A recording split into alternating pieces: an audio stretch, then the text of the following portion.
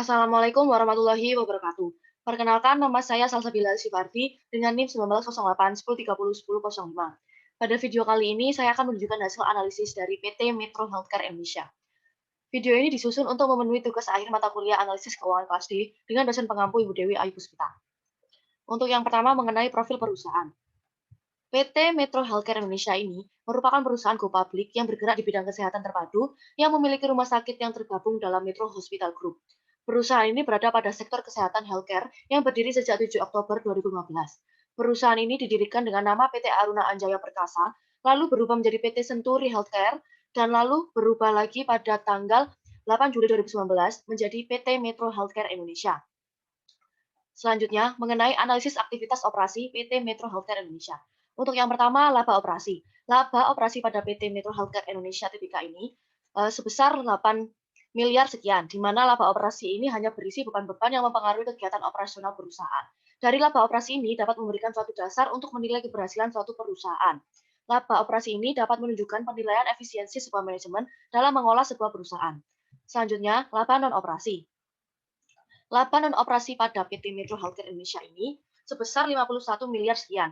Besarnya laba non-operasi ini menunjukkan bahwa tidak adanya keterkaitan dengan aktivitas operasional perusahaan. Aktivitas dalam menghasilkan laba non-operasi ini terdapat pada pajak penghasilan dan bunga bank dan keuangan lainnya.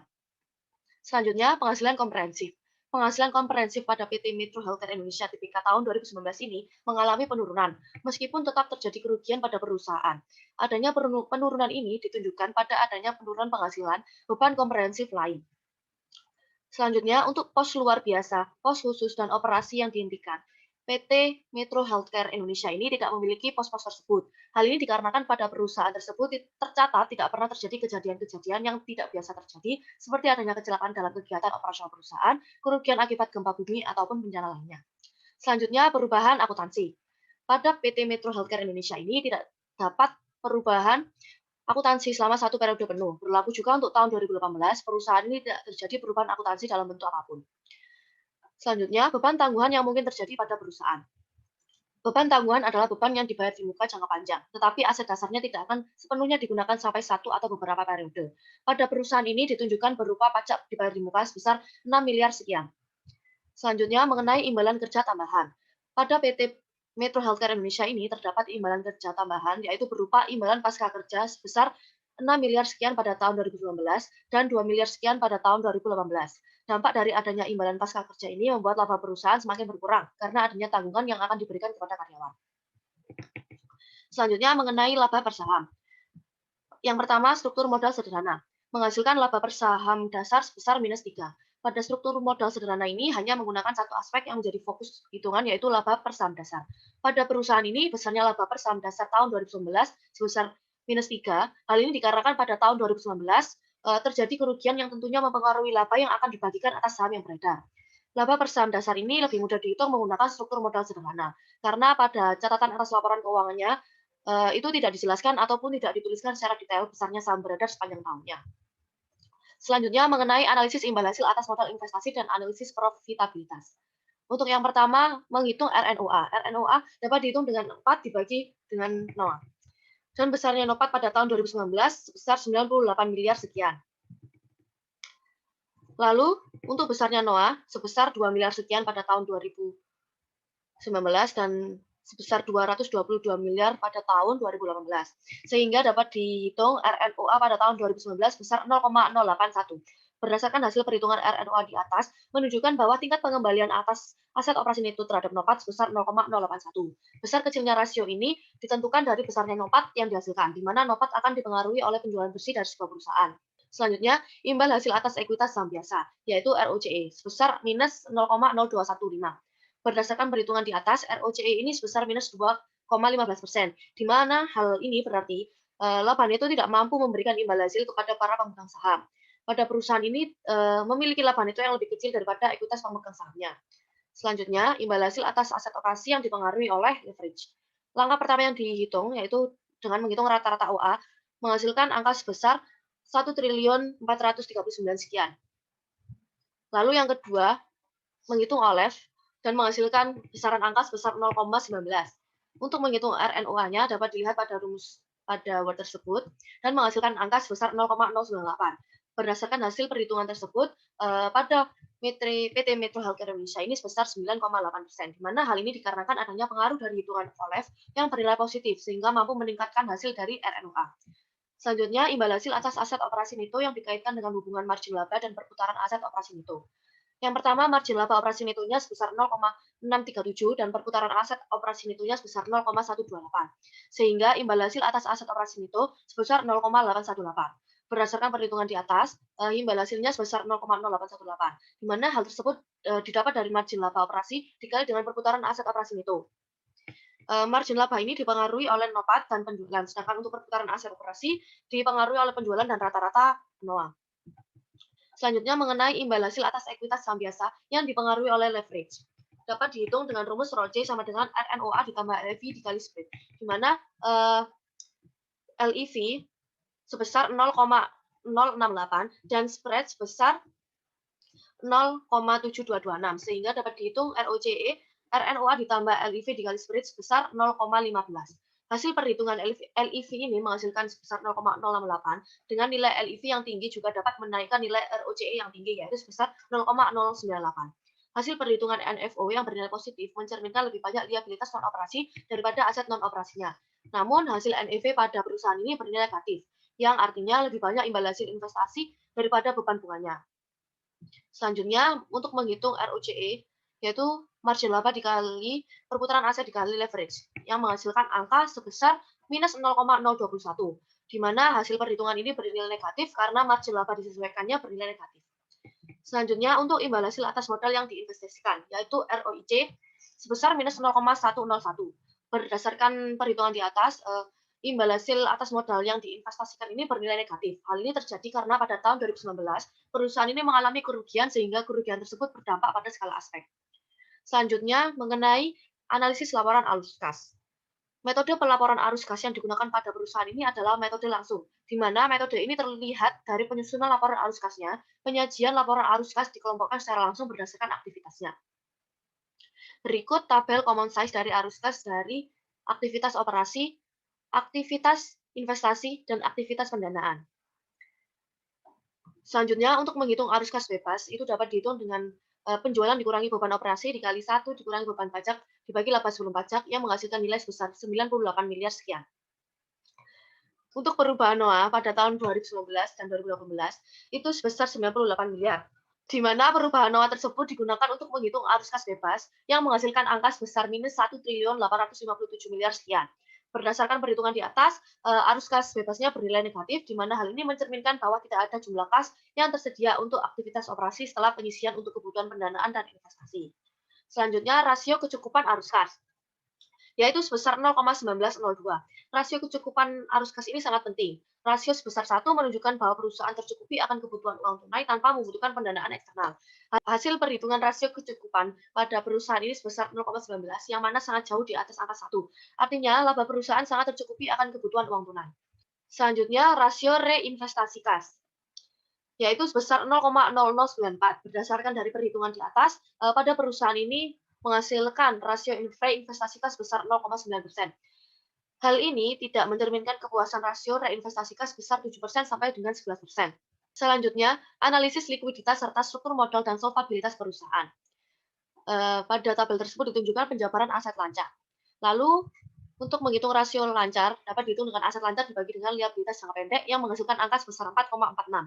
Berdasarkan hasil perhitungan di atas, perusahaan ini menghasilkan rasio lancar sebesar 4,46. Angka ini menunjukkan bahwa perusahaan ini mampu dalam melunasi kewajiban jangka pendeknya dengan menggunakan asetnya. Hal ini dibuktikan dengan hasil yang melebihi dari angka 1. Semakin besar rasio yang dihasilkan, semakin mampu perusahaan dalam melunasi kewajiban jangka pendeknya. Selanjutnya, untuk rasio kas terhadap aset lancar, yaitu sebesar 0,0237.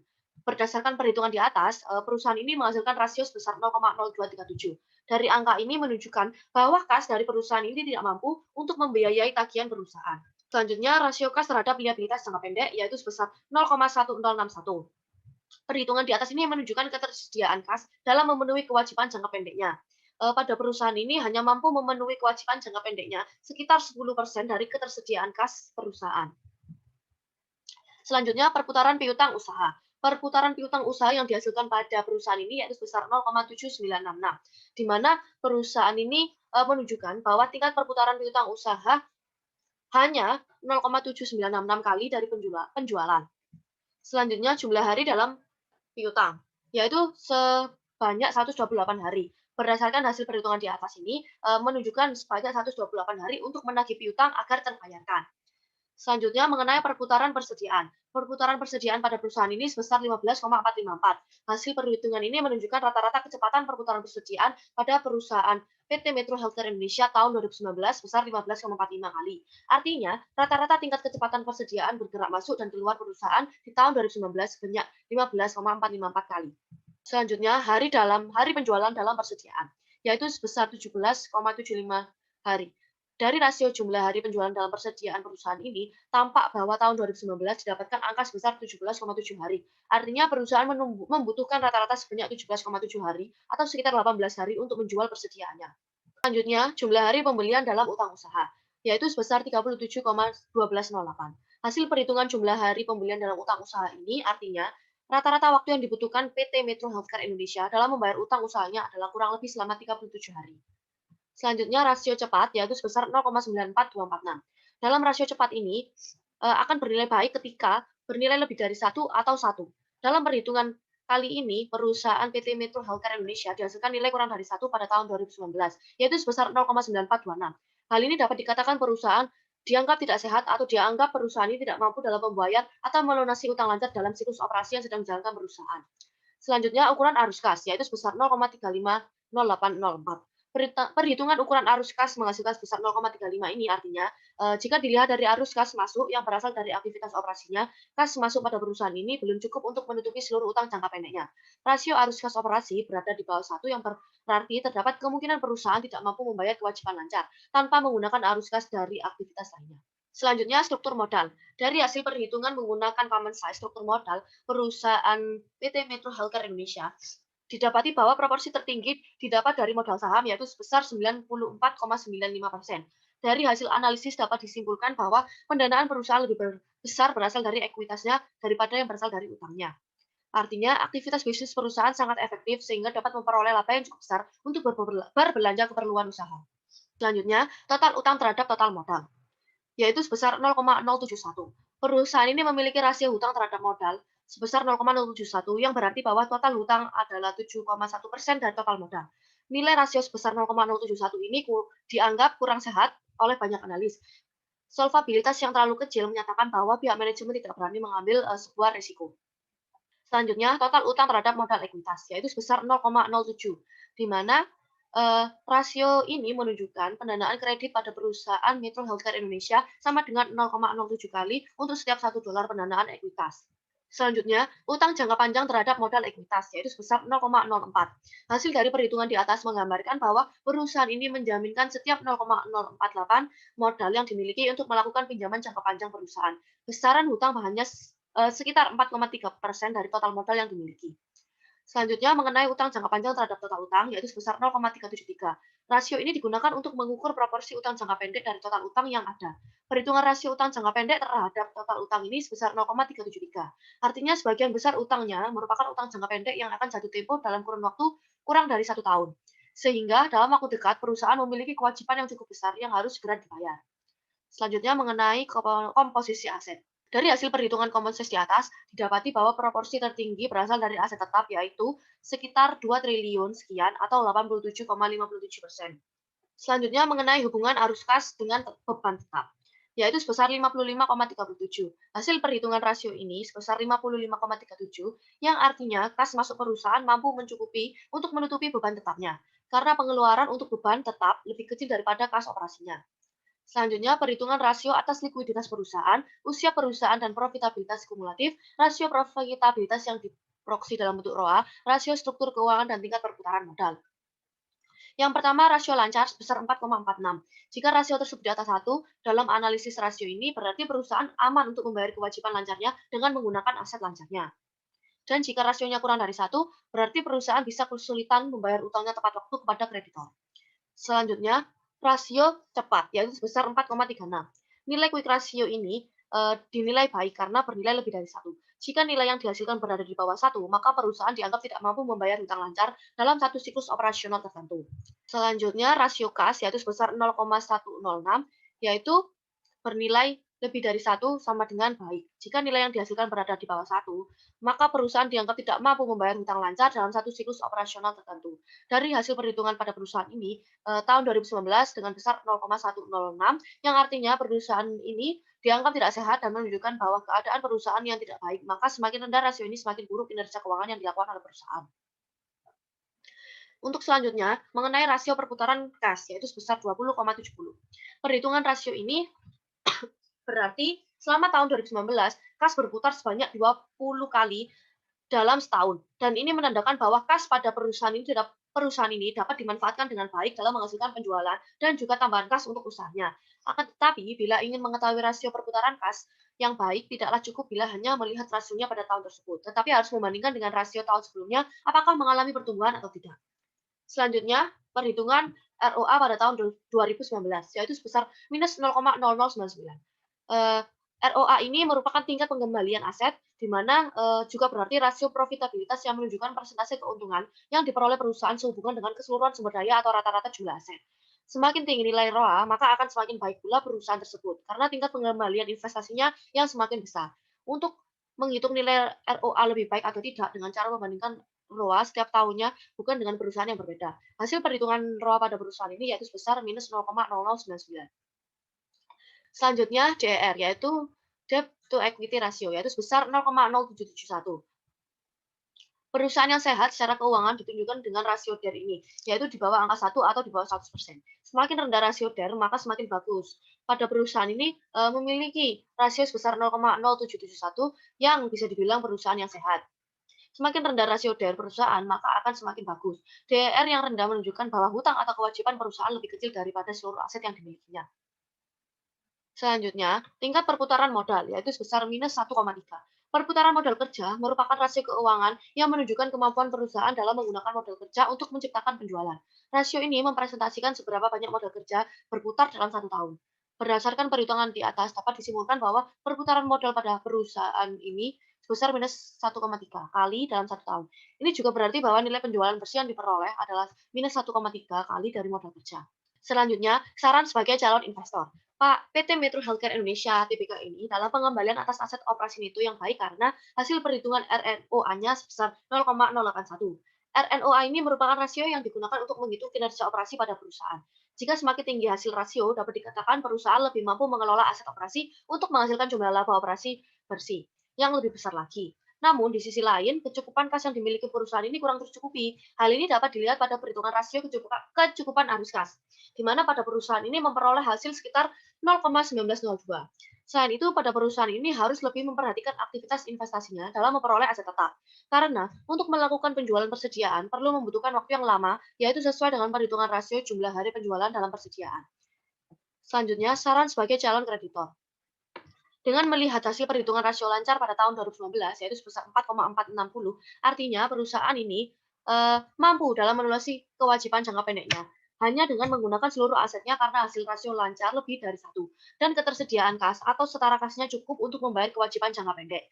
Namun di sisi lain, perusahaan dapat dianggap tidak sehat atau dapat dianggap perusahaan yang tidak mampu dalam membayar atau melunasi utang lancar di dalam satu siklus operasi yang sedang dijalankan perusahaan. Jika dilihat dari struktur keuangan perusahaan ini, memiliki hutang atau kewajiban perusahaan lebih kecil daripada seluruh aset yang dimilikinya, sehingga dalam kondisi yang tidak diinginkan, misalnya bangkrut, perusahaan ini masih dapat melunasi seluruh utang atau kewajibannya. Jadi untuk kreditor yang ingin meminjamkan dananya pada perusahaan Metro Healthcare Indonesia ini tidak perlu khawatir karena debt to equity rasionya perusahaan di bawah angka 1 yaitu sebesar 0,0771. Sekian video dari saya, kurang lebihnya mohon maaf. Wassalamualaikum warahmatullahi wabarakatuh.